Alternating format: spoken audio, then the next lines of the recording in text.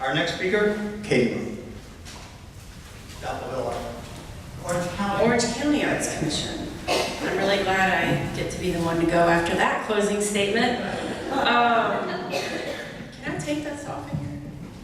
Here we go. So I'm going to kind of indirectly address the questions that were asked of us in talking about how I feel that the proper process should be run in terms of creating inclusive public spaces, especially in the context of history and memories. There's so many ways that you can screw up public art, like so many ways, and it happens all the time. And best case scenario, when you do a really bad job, you've got a joke in your community and really good meme content for social media. Best or worst case scenario, you offend people and you tell them the exact opposite of what you set out to accomplish, which is that we don't understand you, and in some cases you're not welcome here. So I think that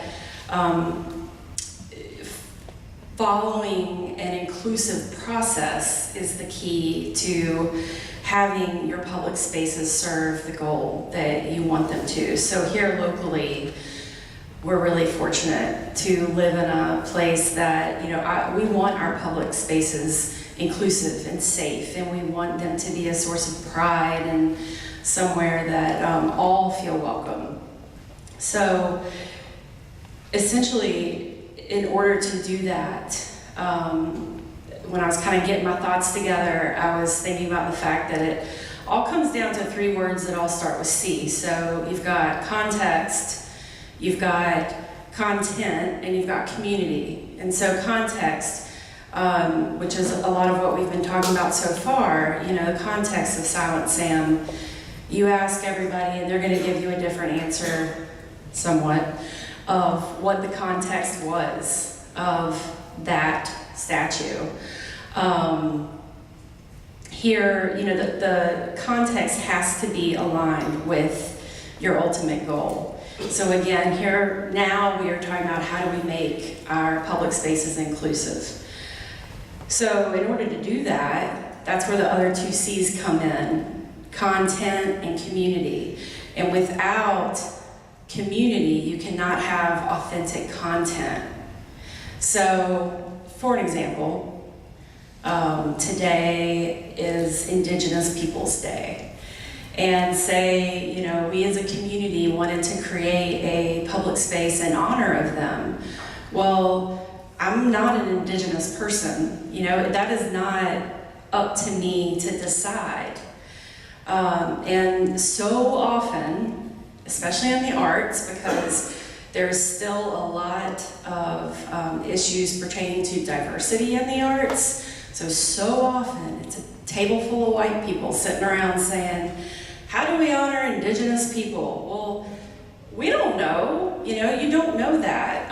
You have to engage Indigenous people to understand what does a memorial look like to you? What would honor your people?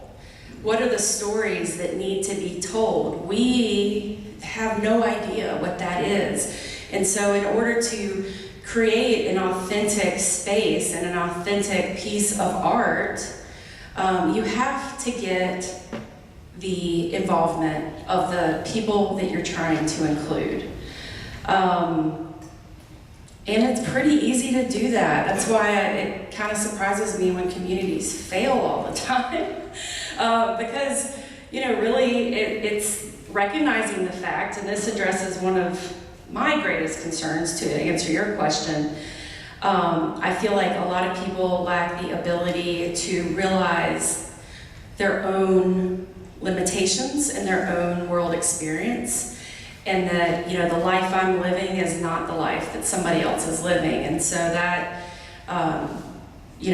applies to public art as well. So it's all about getting these various parts of your community engaged, reaching out to them, this conversation is really timely because I know myself and Susan Brown, who's with the town of Chapel Hill, both of us this morning submitted letters of intent to apply for a new grant program through the Z. Smith Reynolds Foundation, which is based out of Winston-Salem. They've started a new program called Inclusive Public Art that is it's completely stemming from this whole conversation that we're having in this state.